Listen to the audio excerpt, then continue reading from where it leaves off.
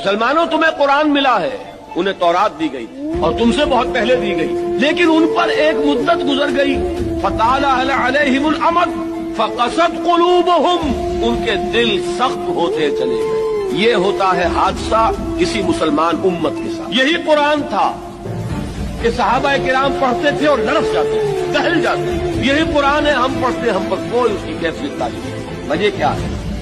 ہمارے دل سخت ہو، اور سختی کا یہ عالم ہے۔ سورہ بقرہ کے شروع میں اہل کتاب سے، یہود سے خطاب کر کے کہا گیا ہے ثم قست قلوبکم فہی کالحجارۃ او اشد قسوۃ، پھر تمہارے دل سخت ہو گئے اور وہ پتھروں جتنے سخت ہیں بلکہ ان سے بھی زیادہ۔ وَإِنَّ مِنَ الْحِجَارَةِ لَمَا يَتَفَجَّرُ مِنْهُ الْأَنْهَارُ، چٹانیں تو وہ بھی ہیں جو پھٹ جاتی ہیں، ان میں سے پانی نکل آتا ہے، پتھر وہ بھی ہیں جو گر پڑتے ہیں اللہ کے خوف سے۔ لیکن یہ کہ جب انسان کا دل پتھر ہوتا ہے تو کوئی شے اس کی سختی کا مقابلہ نہیں۔